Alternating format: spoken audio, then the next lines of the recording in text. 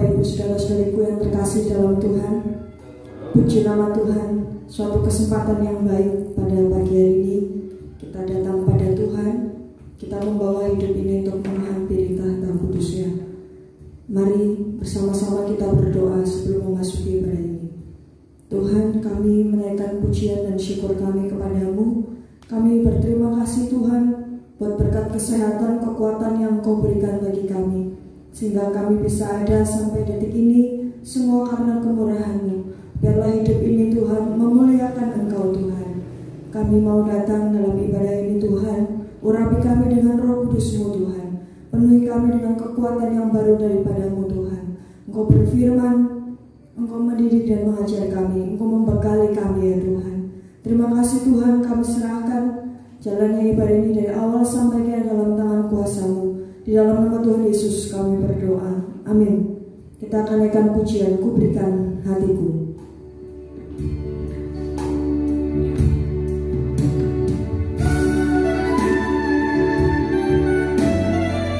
Biarlah menjadi kerinduan hati kita bersama untuk memberi hati kita, memberi hidup kita bagi Tuhan. Haleluya. Inilah rinduku kepadamu,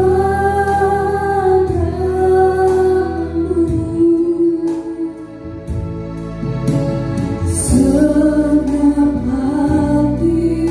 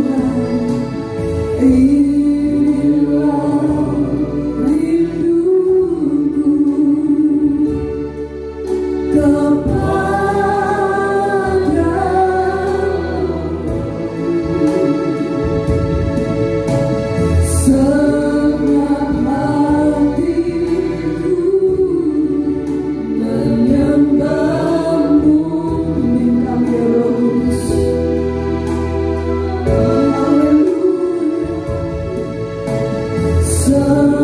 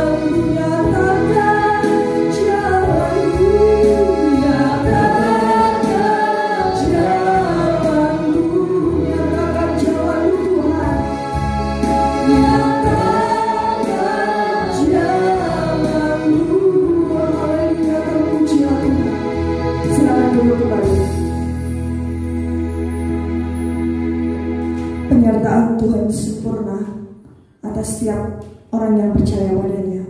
Biarlah kita menjadi orang-orang yang mengandalkan Tuhan, yang selalu berpegang pada perkataan firman Tuhan.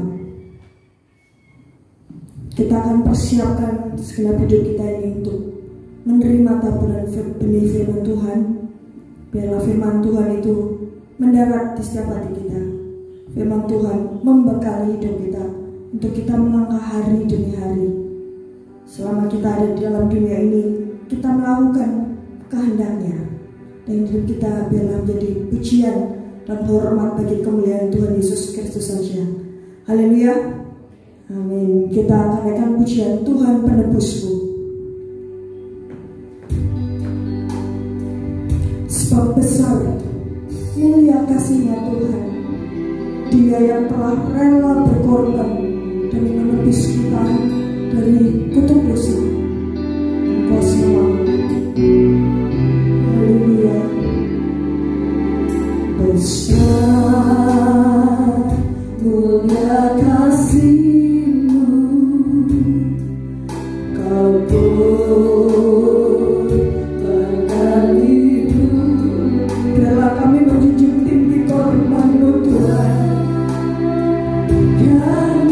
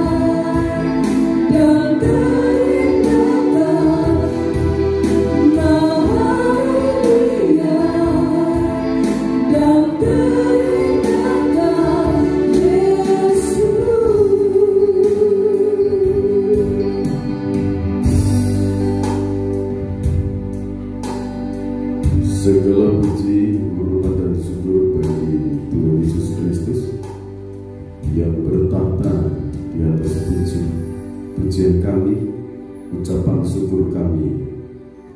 Kami bersyukur atas karya pengorbanan di Bukit Golgota, atas kuasa kebangkitan-Mu. Saat ini Kau hadir di tengah-tengah kami, nyatakan kuasa pengurapan Roh Kudus-Mu. Urapi hamba-Mu, bukan lidah hikmat, lidah kuasa, lidah urapan yang kuat dari tahta Allah mengalir, memenuhi tubuh, jiwa, dan roh kami hamba-Mu.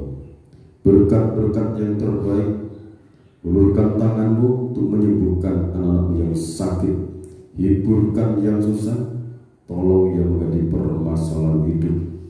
Kuasa Roh Kudus berbicara Engkau melalui hamba-Mu. Terima kasih Bapa. Dalam nama Tuhan Yesus Kristus, hamba berdoa dan ucap syukur. Amin. Puji Tuhan, Bapak, Ibu, Saudara kekasih-kekasihnya Tuhan, kita bersyukur bersama-sama berkumpul untuk berbakti, memuji, memuliakan nama Tuhan.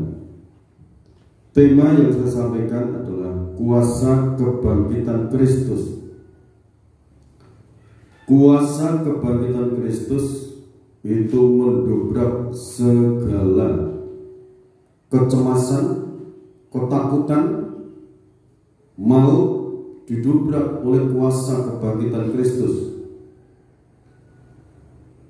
Jadi dengan kuasa kebangkitan Kristus dari antara orang mati, kita mendapatkan suatu kekuatan baru, pengharapan, cita-cita untuk kita masuk surga itu pasti.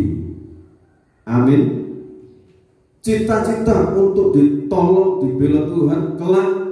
Kalau Tuhan panggil, Tuhan datang.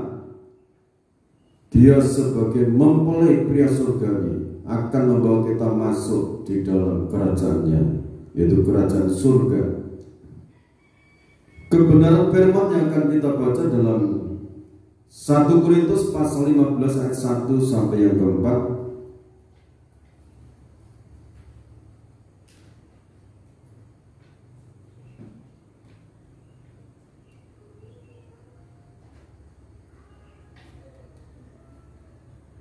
Satu Korintus pasal 15 ayat 1 sampai yang keempat. Begini bunyi firman Tuhan, kebangkitan Kristus. Dan sekarang saudara-saudara, aku mau mengingatkan kamu kepada Injil yang aku beritakan kepadamu dan yang kamu terima dan yang di dalamnya kamu teguh berdiri. Oleh Injil itu kamu diselamatkan asal kamu teguh berpegang padanya, seperti yang telah aku beritakan kepadamu, kecuali kalau kamu telah sia-sia saja menjadi percaya. Sebab yang sangat penting telah aku sampaikan kepadamu, yaitu apa yang telah kuterima sendiri, ialah bahwa Kristus telah mati karena dosa-dosa kita sesuai dengan kitab suci, bahwa Ia telah dikuburkan dan bahwa Ia telah dibangkitkan pada hari yang ketiga sesuai dengan kitab suci. Terima kasih. Saudara, Bapak, Ibu yang dikasihi oleh Tuhan Yesus Kristus, kebenaran firman Allah yang telah kita dengarkan, yang pertama, Rasul Paulus itu mengingatkan kepada jemaat yang di Korintus. Pertama-tama mengingatkan kepada Injil. Mengapa Injil diingatkan kembali kepada jemaat Korintus? Di situ dijelaskan bahwa karena Injil itu kamu diselamatkan asal imanmu teguh. Asal imanmu teguh. Sebab yang sangat penting telah kusampaikan kepadamu, yaitu apa yang telah kuterima sendiri, ialah bahwa Kristus telah mati. Ini berita yang sangat penting, berulang kali disampaikan. Kristus telah mati karena dosa-dosa kita. Jadi Kristus telah mati karena dosa-dosa kita, sesuai dengan kitab suci. Setelah mati, ia telah dikuburkan. Hari ketiga, ia bangkit dari antara orang mati. Ini yang diberitakan Injil. Jadi 4 Injil, Matius, Markus, Lukas, Injil Yohanes, itu yang namanya Injil. Injil itu ada 4. Dalam kitab Injil itu ada rahasia Allah yang sangat besar, kasih Allah yang sangat sempurna, perhatian Allah yang sangat sempurna untuk umat manusia. Haleluya. Untuk umat manusia yang berdosa, yang melanggar firman Tuhan saat itu, juga sampai sekarang. Kalau umat manusia itu menerima berita Injil, kekuatan yang dari Allah mengalir dalam hidupnya. Kekuatan untuk datang kepada Tuhan, kekuatan untuk melakukan kebenaran, itu kekuatan disediakan oleh Allah di situ. Baik untuk pemeliharaan bagi umat manusia, seperti yang diyakini oleh Rasul Paulus dalam Roma pasal 1 ayat 16 dan 17. Roma pasal 1 ayat 16 dan 17. Injil itu kekuatan Allah. Sebab aku mempunyai keyakinan yang kokoh dalam Injil. Ini Rasul Paulus tadi menegakkan di dalam jemaat Korintus, kalau imanmu teguh, tidak bergoncang, tidak tergoncang, kokoh, kamu akan diselamatkan. Di dalam suratan Roma pasal 1 ayat 16, sebab aku Paulus mempunyai keyakinan yang kokoh dalam Injil. Jadi iman pada Kristus itu harus kokoh. Jangan bimbang, jangan ragu, jangan khawatir mengenai hari esok. Yakin bahwa di dalam Yesus Kristus itu ada keselamatan. Karena Injil adalah kekuatan Allah yang menyelamatkan setiap orang yang percaya. Pertama-tama orang Yahudi, tetapi juga orang Yunani. Sebab di dalamnya nyata kebenaran Allah yang bertolak dari iman dan memimpin kepada iman. Seperti ada tertulis, orang benar akan hidup oleh iman. Nah, amin saudara. Jadi di dalam Injil itu kebenaran, kekudusan Allah tercurah di situ. Salah satu contoh di dalam Injil Yohanes, firman, pribadi firman itu adalah Allah sendiri, menjadi daging, tinggal di antara manusia. Itu kebenaran Allah. Kalau di dalam Injil Matius, Yesus Kristus dilukiskan sebagai raja. Dia datang, dia raja di atas segala raja, turun ke bumi ini. Raja itu penuh kuasa. Apa yang dikatakan, ya, tidak. Raja itu kalau bicara tidak bisa dicabut. Semua akur harus tergenapi, terjadi. Tegas ambil keputusan. Demikian juga dalam kehidupan kita, kalau menerima Yesus Kristus sebagai Tuhan dan Juru Selamat, hendaklah yang tegas, kokoh imannya, yakin bahwa di dalam Yesus Kristus itu ada keselamatan. Di dalam Yesus Kristus aku terima keselamatan. Di dalam Yesus Kristus aku terima hidup kekal. Itu harus kokoh, teguh. Haleluya. Matius, Markus, dan dalam Injil Markus itu dia dilukiskan sebagai hamba. Sekalipun dia raja di atas gelar raja, dia turun menjadi hamba untuk menyelamatkan umat manusia. Dia mengambil rupa seorang hamba, taat sampai mati di kayu salib. Nah, sementara di dalam Injil Lukas dia dilukiskan sebagai anak manusia. Di saat diasuh sebagai anak manusia, Maria dan Yusuf dia mengasuh. Yesus Kristus saat dia menjadi anak manusia, dia taat. Dia dididik, dilatih untuk berbakti, memuji, memuliakan Allah. Dan dia melakukan segala pekerjaan-pekerjaan yang dikerjakan oleh orang tuanya. Dia membantu orang tuanya secara jasmani, karena Yusuf sebagai tukang kayu, Yesus pun membantu orang tuanya sebagai tukang kayu. Ini sebagai anak manusia, taat, dibimbing, dia besar, kuat, penuh hikmat dan kasih karunia Allah. Akhirnya dia mati disalibkan. Kalau dalam Injil Yohanes dia sebagai anak Allah, menampilkan pribadi sebagai anak Allah. Dia maha kudus, maha sempurna.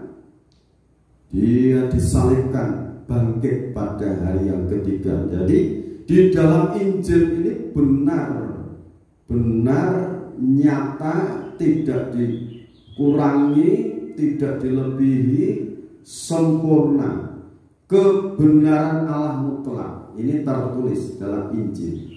Injil itu juga penggenapan dari nubuatan-nubuatan para nabi mengenai kedatangan Mesias, juru selamat dunia.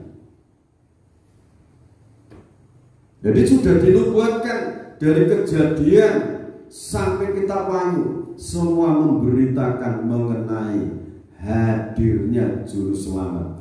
Dalam Kitab Wahyu juga disampaikan di sana hadirnya juru selamat, tapi di sana sudah menjadi mempelai pria surgawi yang akan menjemput kekasih-kekasihnya nantinya. Jadi kitab suci ini sangat sempurna. Di sini dikatakan dalam Injil ini mutlak kebenaran Allah yang menyelamatkan orang yang percaya.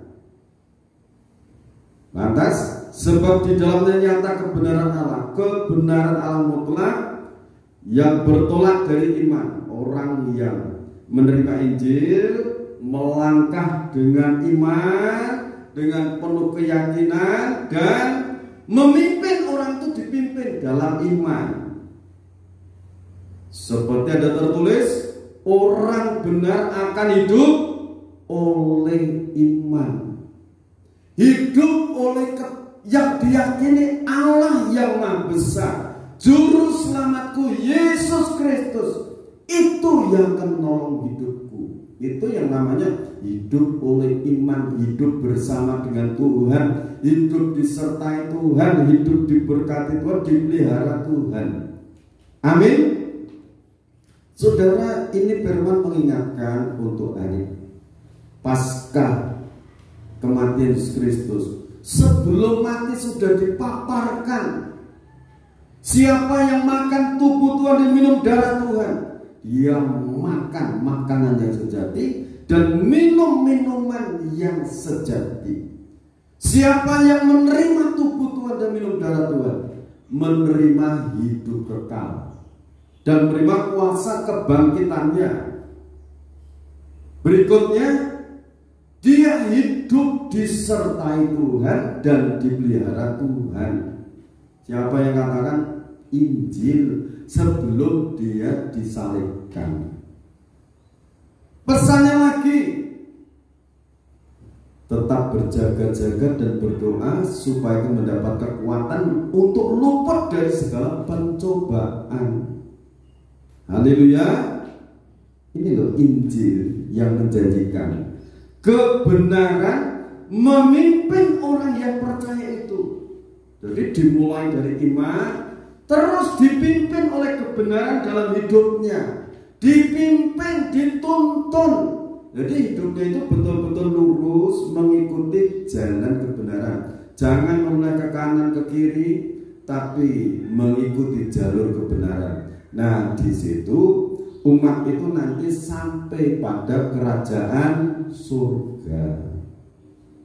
Haleluya. Haleluya. Itu tempat yang abadi, saudara. Di dunia ini mengatakan hanya mampir minum, mampir ngombe. Manungsa ning jagat iki mung kaya wong mampir ngombe sebentar. Nah, kalau mau sampai tempat tujuan, rumah yang abadi, percaya pada berita Injil. Berita Injil itu mengenai kuasa kematian dan kebangkitan Kristus. Nah, saudara, kita kembali lagi ke 1 Korintus 15 tadi supaya kita lebih jelas. Sekarang diingatkan lagi kepada jemaat Korintus ini supaya kita mendapatkan berkat di sini. Iman kita dikokohkan. Ayat yang ke-3 dan 4 ini mengenai hal yang kedua ditegaskan oleh Rasul Paulus. Sebab ya, ini dulu ya, mengenai kebangkitan itu tadi Yesus Kristus benar-benar bangkit. Itu mengenai Matius pasal 28, itu hari Paskah kebangkitan sudah dibaca di sana. Tapi ini yang belum dibaca, dusta mahkamah agama. Nah, lebih baik itu ayat 1 sampai yang ke-14 dibaca lagi supaya dusta mahkamah agama ini nanti tidak ada kuasanya ya. Ya, silakan. Matius pasal 28 ayat 1 sampai 14. Kebangkitan Yesus. Setelah hari Sabat lewat, menjelang menyingsingnya fajar pada hari pertama minggu itu, pergilah Maria Magdalena dan Maria yang lain menengok kubur itu. Maka terjadilah gempa bumi yang hebat, sebab seorang malaikat Tuhan turun dari langit dan datang ke batu itu dan menggulingkannya lalu duduk di atasnya. Wajahnya bagaikan kilat dan pakaiannya putih bagaikan salju. Dan penjaga-penjaga itu gemetar ketakutan. Jadi kuburnya itu dijaga, betul-betul dijaga, diawasi. Untuk apa? Jangan sampai nanti murid-muridnya itu mencuri mayat Yesus, terus murid-murid katakan Yesus bangkit. Nah, ini dijaga pasukan, dan penjaga-penjaga itu gemetar ketakutan dan menjadi seperti orang-orang mati. Ayat 5. Akan tetapi malaikat itu berkata kepada perempuan-perempuan itu, janganlah kamu takut, sebab aku tahu kamu mencari Yesus yang disalibkan itu. Yang tidak ada di sini, sebab ia telah bangkit, sama seperti yang telah dikatakannya. Mari, lihatlah tempat ia berbaring. Jadi malaikat yang diutus Bapa surga itu mengatakan Yesus tidak ada di sini, tidak ada di kubur ini. Dia telah bangkit. Yesus hidup. Ini malaikat yang mengatakan. Nah, sementara penjaga-penjaga yang menjaga kubur itu pingsan, ketakutan. Jadi kuasa kebangkitan tidak bisa dihambat oleh makhluk apapun, sekalipun dijaga oleh pasukan yang bersenjata, tidak bisa menghambat. Kuasa Tuhan tidak bisa dihambat oleh makhluk apapun. Amin. Kalau sudah waktunya Tuhan untuk menolong kita seperti tubuh Kristus ini, ya semuanya akan disingkirkan. Penghambat, penghalang itu akan disingkirkan. Akan tetapi malaikat itu berkata kepada perempuan itu, janganlah kamu takut, sebab aku tahu kamu mencari Yesus yang disalibkan itu. Ia tidak ada di sini, sebab ia telah bangkit, sama seperti yang dikatakannya. Mari, lihatlah tempat ia berbaring. Jadi kalau kita melihat, mendengarkan ini, saudara yakin Yesus hidup? Saudara yakin Yesus hidup? Nah, sekarang saudara baca ayat 14. Dusta mahkamah agama. Ya, silakan. Ketika mereka di tengah jalan, datanglah beberapa orang dari penjaga itu ke kota dan memberitahukan segala yang terjadi itu kepada imam-imam kepala. Dan sesudah berunding dengan tua-tua, mereka mengambil keputusan lalu memberikan sejumlah besar uang kepada serdadu-serdadu itu dan berkata, kamu harus mengatakan bahwa murid-muridnya datang malam-malam dan mencurinya ketika kamu sedang tidur. Dan apabila hal ini kedengaran oleh wali negeri, kami akan berbicara dengan dia sehingga kamu tidak beroleh kesulitan apa-apa. Mereka menerima uang itu dan berbuat seperti yang dipesankan kepada mereka. Dan ceritalah ini tersiar di antara orang Yahudi sampai sekarang ini. Ya. Jadi dalam nama Tuhan Yesus Kristus, Injil memberitakan, menegaskan bahwa Yesus Kristus itu mati disalib karena dosa-dosa kita umat manusia. Haleluya. Amin. Dia dikuburkan. Kuburnya dijaga oleh pasukan-pasukan. Hari yang ketiga bangkit. Injil Matius, Injil Lukas, Injil Markus, Injil Yohanes menulis.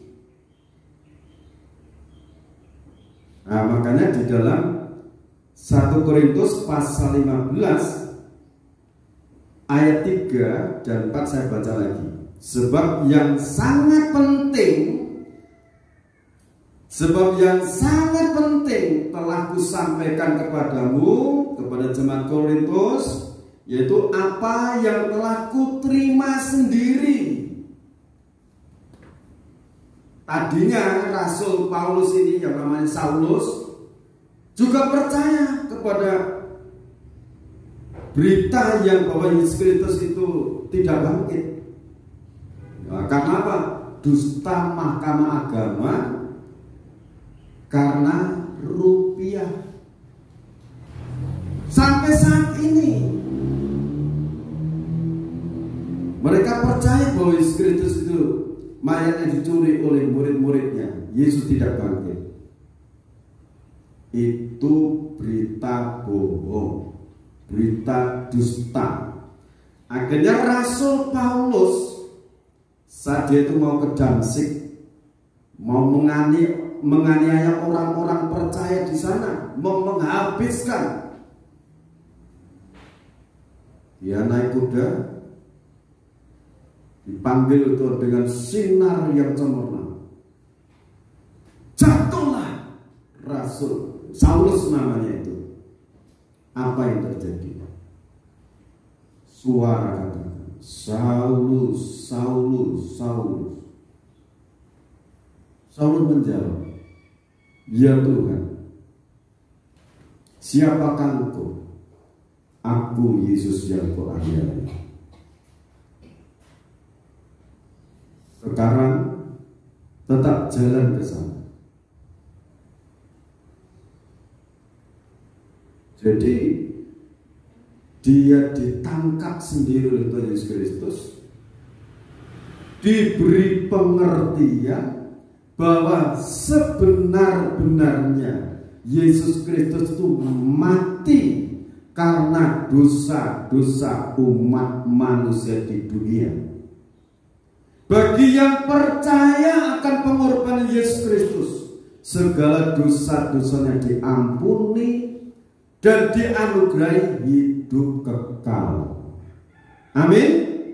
Yang kedua, dia dikuburkan, hari ketiga bangkit. Makanya ayat ini katakan, sebab yang sangat penting telah kusampaikan kepadamu, yaitu apa yang telah kuterima sendiri, diterima sendiri, ialah bahwa Yesus telah mati karena dosa-dosa kita umat manusia, sesuai dengan kitab suci, nubuatan kitab suci, persis. Nah, telah mati, bahwa ia telah dikuburkan, dan bahwa ia telah dikuburkan bangkit pada hari yang ketiga.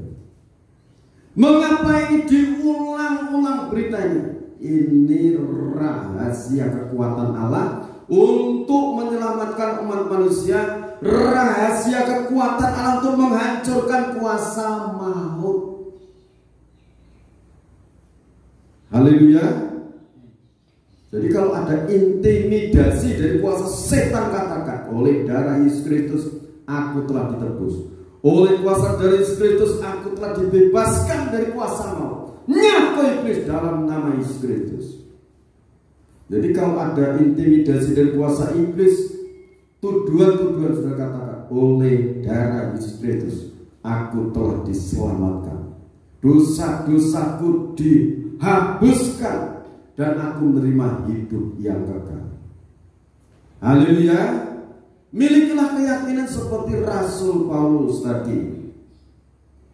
Lantas yang ketiga ini saya akan bacakan lagi.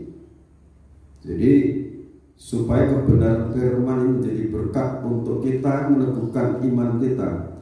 Jadi untuk masuk surga itu dikhususkan bagi orang-orang yang menghargai kasih karunia Allah, yaitu lewat pengorbanannya di Bukit Golgota, lewat penguburannya, lewat kebangkitannya. Ini harus diyakini.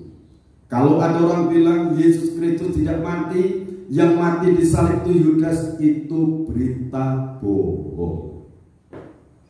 Yang benar adalah Yesus Kristus mati di salib untuk menebus dosa manusia, untuk menyelamatkan manusia yang percaya. Haleluya. Yang percaya, dan percaya ini kokoh, tidak goyah. Oke, sekarang yang ketiga ini Rasul Paulus menegaskan bahwa di dalam 1 Korintus pasal 15 ayat 20 sampai 23, kita baca dulu. 1 Korintus pasal 15 ayat 20 sampai 23. Tetapi yang benar ialah bahwa Kristus telah dibangkitkan dari antara orang mati sebagai yang sulung dari orang-orang yang telah meninggal. Sebab sama seperti maut datang karena satu orang manusia, demikian juga kebangkitan orang mati datang karena satu orang manusia. Karena sama seperti semua orang mati dalam persekutuan dengan Adam, demikian pula semua orang yang dihidupkan kembali dalam persekutuan dengan Kristus. Tetapi tiap-tiap orang menurut urutannya. Kristus sebagai buah sulung, sesudah itu mereka yang menjadi miliknya pada waktu kedatangannya. Terima kasih. Jadi yang benar itu Kristus dibangkitkan dari antara mati. Setelah itu kita yang percaya itu akan dibangkitkan, tapi menurut urutannya nanti. Nah, urutannya kapan? Di saat orang-orang yang percaya itu. 1 Korintus pasal 15 ayat 50 sampai 58. Nah, kita baca di situ dulu. 1 Korintus pasal 15 ayat 50 sampai seterusnya. Saudara-saudara, inilah yang hendak kukatakan kepadamu, yaitu bahwa daging dan darah tidak mendapat bagian dalam kerajaan Allah, dan bahwa yang binasa tidak mendapat bagian dalam apa yang tidak binasa. Sesungguhnya aku menyatakan kepadamu suatu rahasia, kita tidak akan mati semuanya, tetapi kita semuanya akan diubah. Kalau ini ayat-ayat saudara, dikatakan daging dan darah itu tidak mendapat bagian dalam kerajaan surga. Artinya daging ini, tubuh yang ini tidak mendapat bagian dalam kerajaan surga. Kita baca di dalam suratan 1 Tesalonika pasal 4 ayat 15 sampai 17. 1 Tesalonika pasal 4 ayat 15 sampai 17. Ini kami katakan kepadamu dengan firman Tuhan, kita yang hidup, yang masih tinggal sampai kedatangan Tuhan, sekali-kali tidak akan mendahului mereka yang telah meninggal. Sebab pada waktu tanda diberi, yaitu pada waktu penghulu malaikat berseru dan sangkakala Allah berbunyi, maka Tuhan sendiri akan turun dari surga. Tuhan sendiri akan turun dari surga, terus dan mereka yang mati dalam Kristus akan lebih dahulu bangkit. Ya, yang mati dalam Kristus, matinya itu beriman kepada Kristus, itu nanti akan dibangkitkan. Haleluya. Penuh kemuliaan sekarang secara jasmani. Kalau kita memiliki famili, saudara, sudah dipanggil Tuhan, kalau itu di dalam Tuhan, suatu saat kita akan ketemu lagi dengan penuh kemuliaan itu nanti. Ya, amin. Terus sesudah itu kita yang hidup, yang masih tinggal, akan diangkat bersama-sama dengan mereka dalam awan, menyongsong Tuhan di angkasa. Demikianlah kita akan selama-lamanya bersama-sama dengan Tuhan. Karena itu, hiburkanlah seorang akan yang lain dengan perkataan-perkataan ini. Ya, terima kasih. Kembali kepada 1 Korintus 15 ayat 52. Dalam sekejap mata, pada waktu bunyi nafiri yang terakhir, ya seperti Tesalonika tadi katakan, pada waktu nafiri yang terakhir berbunyi, itu orang mati akan dibangkitkan. Sebab nafiri akan berbunyi dan orang-orang mati akan dibangkitkan dalam keadaan yang tidak dapat binasa, dan kita semua akan diubah. Yang masih hidup, yang hidup sampai Tuhan datang, nanti akan diubah memakai tubuh kemuliaan, bersama-sama menyambut Tuhan di angkasa. Ya, terus karena yang dapat binasa ini harus mengenakan yang tidak dapat binasa, dan yang dapat mati ini harus mengenakan yang tidak dapat mati.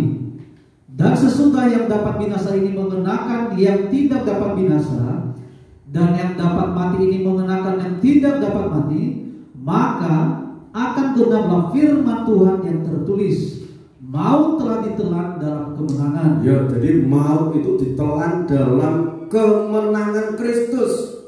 Orang-orang yang percaya pada berita Injil mengenai kuasa kematian dan kebangkitan Yesus Kristus itu nanti memakai tubuh kemuliaan yang tidak bisa sakit, tidak bisa mati. Baik itu yang dibangkitkan dari antara mati maupun yang diubah pakai tubuh kemuliaan itu tidak bisa mati, tidak bisa sakit. Ini tubuh kekal, astral. Ini didapatkan oleh karena kuasa darah Yesus Kristus. Hai maut, di manakah sengatmu, kemenanganmu? Hai maut, di manakah sengatmu? Jadi sengat maut ialah dosa, dan kuasa dosa ialah hukum Taurat. Tetapi syukur kepada Allah yang telah memberikan kepada kita kemenangan oleh Yesus Kristus Tuhan kita. Jadi kemenangan itu diberikan oleh Yesus Kristus, pengorbanan Kristus. Jadi dengan kuasa darah Yesus Kristus itu sudah bisa perkatakan di dalam menghadapi situasi kondisi apapun. Perkatakan kuasa darah Yesus Kristus sudah menolong aku. Kuasa darah Yesus Kristus, kuasa iblis dan konspirasinya disingkirkan, dihalukan. Kuasa darah Yesus Kristus, kuasa darah Yesus Kristus, kuasa darah Yesus Kristus. Segala roh kekhawatiran, kecemasan, roh sakit penyakit dalam tubuhku, nyak tinggalkan. Tubuhku ini bait roh suci. Amin. Jadi diperkatakan. Tetapi syukur kepada Allah yang telah memberikan kepada kita kemenangan oleh Yesus Kristus Tuhan kita. Kita diberikan kemenangan oleh pengorbanan Yesus Kristus. Jadi dalam Roma tadi katakan bertolak dari iman, memulai dengan iman bahwa kuasa darah Yesus kekuatanku satu-satunya, bahwa kuasa darah Yesus Kristus yang menyucikan hidupku. Di dalam kuasa dari Yesus Kristus ada pemeliharaan. Jadi kalau terperkatakan dengan iman, itu kuasa hidup saudara. Perkataan saudara disertai kuasa kebangkitannya. Haleluya. Nah sebab itu, karena itu saudara-saudaraku yang kekasih, berdirilah teguh, jangan goyah, dan giatlah selalu dalam pekerjaan Tuhan, sebab kamu tahu bahwa dalam persekutuan dengan Tuhan jerih payahmu tidak sia-sia. Amin. Kau sudah tahu persis mengenai kebenaran Injil ini. Ayo kita semakin teguh iman kita. Jangan goyah, jangan mudah bimbang, sampai Tuhan itu memanggil kita masuk ke hadiratnya. Iman kita yang kokoh. Jangan goyah dan giat selalu dalam pekerjaan Tuhan, dalam ibadah, dalam melayani Tuhan, dalam berdoa syafaat, dalam menyaksikan kebesaran Tuhan. Ayo semakin giat, sebab kamu tahu bahwa dalam persekutuan dengan Tuhan jerih payahmu tidak sia-sia. Apa yang kamu lakukan dalam Tuhan itu tidak sia-sia. Haleluya. Haleluya. Roma 8 ayat 11. Roma 8 ayat 11. Dan jika roh Dia yang telah membangkitkan Yesus dari antara orang mati diam di dalam kamu, maka Ia yang telah membangkitkan Kristus Yesus dari antara orang mati akan menghidupkan juga tubuhmu yang fana itu oleh Roh-Nya yang diam di dalam kamu. Amin. Ini saudara, Roh Kudus ini nanti yang membangkitkan orang-orang mati dalam Kristus dari desa Ponorogo sampai ke ujung bumi, di berbagai tempat nanti bersamaan, bangkitnya bersamaan. Sementara yang masih hidup, yang saat itu dipelihara Tuhan di padang belantara, padang pengungsian selama 3,5 tahun, itu juga bersamaan diubah memakai tubuh kemuliaan, bersama-sama menyongsong kedatangan Tuhan di angkasa. Itu yang namanya Rachel. Penuh kemuliaan, penuh bahagia. Di sana nanti masuk pesta kawin anak domba. Setelah masuk pesta kawin anak domba, 2 Korintus pasal 5 ayat 10, kita masing-masing dihakimi untuk menentukan pahala. Amin. Jadi 1 Korintus pasal 15 ayat 58, jerih payahmu dalam Tuhan tidak sia-sia. Itu nanti akan dihadapkan kepada saudara.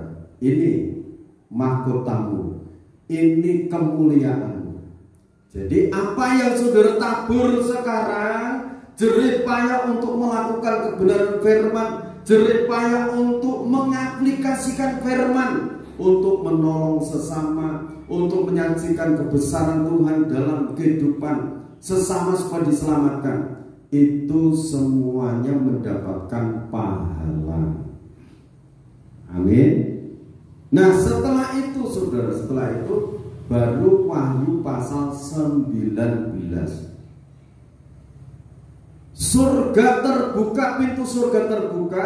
Di sana muncul penunggang kuda putih, diikuti para malaikatnya, orang-orang kudus. Yesus Kristus turun ke dunia ini, Wahyu 19 ayat 17. Itu semua roh-roh jahat, orang-orang yang mengikuti antikris dan nabi palsu, nanti akan dibersihkan dari bumi ini. Setelah bumi ini nanti bersih, barulah orang-orang yang menghargai, yang percaya, yang menerima berita Injil, kematian Yesus Kristus. Yesus Kristus mati untuk dosa manusia, dikuburkan, hari ketiga bangkit, dan setelah itu Roh Kudus dicurahkan. Orang yang menerima berita itu dengan setia nanti akan hidup lagi di bumi ini. Kalau saudara mau hidup di daerah Ponorogo juga bisa, di Australia juga bisa, karena itu nanti alam dimensinya sudah beda dengan sekarang. Hidup di dalam kerajaan 1000 tahun damai itu masih bumi ini. Tetapi itu yang hidup saat itu adalah hidup karena anugerah Tuhan, hidup di dalam kuasa darah Yesus Kristus. Yang menerima kuasa darah Yesus Kristus, yang menerima kuasa kebangkitannya, yang menerima kuasa urapan Roh Kudus yang memimpin hidupnya. Orang benar akan hidup oleh iman. Orang benar akan hidup bersama-sama dengan Tuhan. Ini dari sekarang sampai masuk kerajaan 1000 tahun damai nanti, Roh Kudus yang memimpin. Amin. Jadi untuk masuk ke sana itu tidak bisa dengan akalnya manusia, tetapi dengan kekuatan anugerah keselamatan yang abadi dari Tuhan Yesus Kristus. Hendaklah ini firman saudara renungkan. Roma 8 ayat 11 ini nanti akan menghandle setiap perkataan saudara yang perkatakan.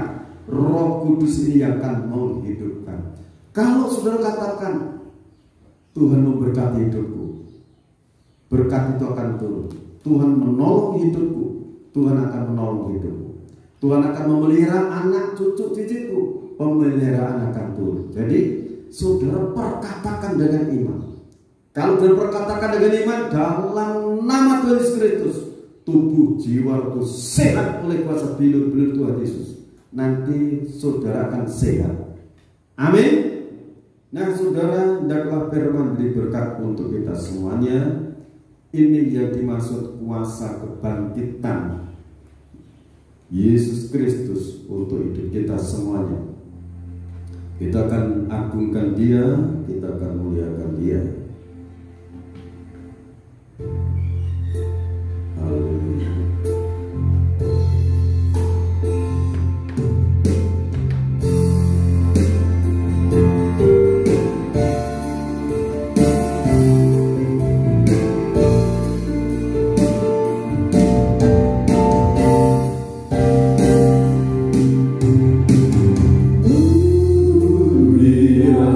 Seluruh cinta Tuhan berdiri.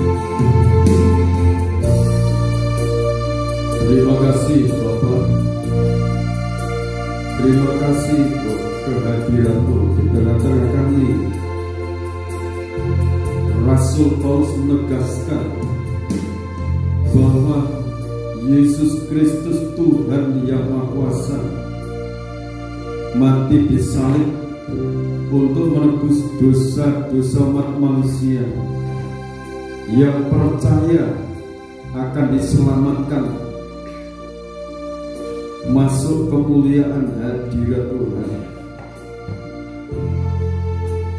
Dalam hidup ini disertai Tuhan, dipelihara oleh Tuhan. Yang sakit oleh kuasa bilur-bilur Yesus Kristus disembuhkan, dipulihkan, memiliki tubuh jiwa roh yang kuat, sehat, segar bugar untuk kemuliaan Tuhan. Yang menghadapi pergumulan-pergumulan, Tuhan Maha menjawab. Tuhan Maha menjawab. Tuhan Maha mengadakan segala kebutuhan-kebutuhan mereka. Anak-anak sekolah diberkati, dari TK sampai perguruan tinggi, mereka selalu mengalami pemeliharaan Tuhan. Anak-anakmu dalam pergumulan, dalam usaha, Tuhan membuat berhasil. Kemenangan Kristus Kau berikan kepada anak-anakmu. Anak-anakmu mengalami kemenangan bersama Kristus. Ini yang kuterima pagi hari ini, saat ini. Baik anak-anakmu yang mengikuti ibadah melalui tayangan YouTube, firman biarlah tertanam, membentuk iman yang kokoh, meyakini hidupnya disertai Tuhan, hidupnya diberkati Tuhan, hidupnya disembuhkan dari segala sakit penyakit apapun. Bapak terima kasih. Dalam nama Tuhan Yesus Kristus, Bapak memberkati perjamuan suci yang telah dipersiapkan oleh hamba-Mu, diurapi dengan kuasa kematian dan kebangkitan Yesus Kristus, dan anugerah damai sejahtera dari tempat yang maha tinggi dari Tuhan Yesus Kristus tercurah menyatu dalam perjamuan suci ini. Berkat-berkat yang terbaik limpah dalam kehidupan kami. Dalam perjamuan suci ini kami menerima makanan yang sejati dan menerima minuman yang sejati, yaitu darah Yesus Kristus dan tubuh Kristus. Kami terima hidup kekal, kami terima penyertaan Tuhan dan pemeliharaan Tuhan, kami terima kuasa kebangkitan Tuhan. Terima kasih Bapak. Imam yang lain Kau berkati dengan kuasa. Dalam nama Tuhan Yesus Kristus hamba berdoa, amin. Mulia.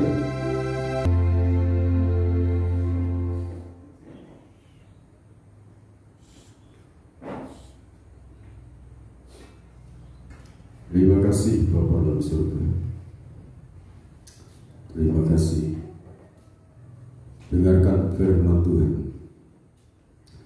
Dan ketika mereka sudah makan, Yesus mengambil roti, mengucap berkat, memecah-mecahkannya, lalu memberikannya kepada murid-muridnya dan berkata, ambillah, makanlah, inilah tubuhku. Kita makan dengan penuh keyakinan dalam nama Tuhan Yesus Kristus.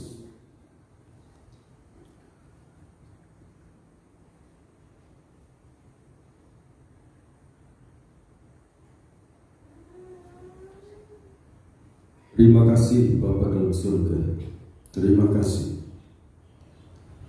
Sesudah itu ia mengambil cangkir, mengucap syukur, lalu memberikannya kepada mereka dan berkata, minumlah kamu semua dari cawan ini, sebab inilah darahku, darah perjanjian yang ditumpahkan bagi banyak orang untuk pengampunan dosa.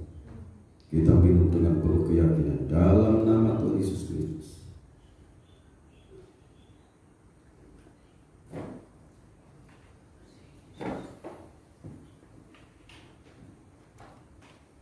Terima kasih Bapa di dalam kerajaan surga atas kasih, rahmat dan anugerah-Mu, kuasa kematian dan kebangkitan-Mu, kuasa Roh Kudus menyertai kehidupan kami anak-anak-Mu.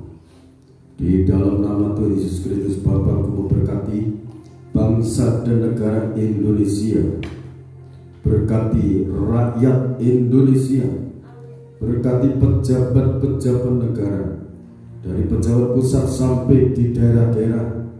Bapak Presiden Joko Widodo Ku berkati dan wakilnya Bapak Ma'ruf Amin Ku berkati, dan seluruh jajaran pemerintahan Ku berkati, besertai dengan kuasa dari tempat yang maha tinggi. Dalam nama Tuhan Yesus Kristus, TNI, Polri Ku berkati dari pusat sampai di daerah-daerah, sertai mereka dengan para malaikat-Mu, dijauhkan kuasa maut, kuasa iblis dan konspirasinya. Roh Kudus tolong tenaga-tenaga medis Kau pakai dengan kuasa-Mu untuk menjadi penyalur berkat bagi rakyat Indonesia. Berkati bangsa kami Indonesia dalam rencana Tuhan. Indonesia menjadi berkat untuk bangsa-bangsa. Terima kasih Bapak atas kasih, karunia, rahmat dan anugerah-Mu. Kami serahkan seluruh persembahan-persembahan kami, baik buah sulung sepersepuluh milik Tuhan, persembahan sukarela, persembahan ucapan syukur, kami aturkan kepada-Mu. Terimalah Bapa anugerahkan kasih dan rahmat-Mu. Bukakan tingkap-tingkap berkat dari langit, dari bangsa-bangsa, dari seberang lautan. Kau limpahkan dalam kehidupan anak-anak-Mu. Para malaikat-Mu ngutus untuk menyertai melindungi setiap pribadi anak-anak-Mu. Dijauhkan mara bahaya malapetaka, musibah, bencana, alam, kecelakaan, segala bentuk sakit penyakit apapun, Tuhan jauhkan. Berkat-berkat yang terbaik dari tahta yang maha tinggi limpah dalam kehidupan anak-anak-Mu. Terima kasih sebentar anak-anak akan tinggalkan tempat ibadah. Jauhkan mara bahaya malapetaka, musibah, bencana, alam, kecelakaan, niat-niat orang jahat Tuhan jauhkan. Berkat-berkat yang istimewa dari tempat mati Kau limpahkan. Terima kasih Bapak buat kehadiran-Mu dalam ibadah ini. Terima kasih buat firman-Mu. Terima kasih buat pertolongan untuk anak-anak-Mu. Segala puji, hormat, syukur bagi-Mu. Di dalam nama Tuhan Yesus Kristus, Bapak Ibu, saudara-saudariku kekasih-kekasihnya Tuhan, sekarang terimalah berkat anugerah damai dan sejahtera dari Tuhan Yesus Kristus dilimpahkan dalam kehidupan kita. Immanuel, Allah beserta kita dalam kekuatan kuasa urapan Roh Kudus-Nya. Di dalam nama Tuhan Yesus Kristus, hamba berdoa dan ucap syukur. Haleluya. Amin. Salam, Tuhan berkati kita semua.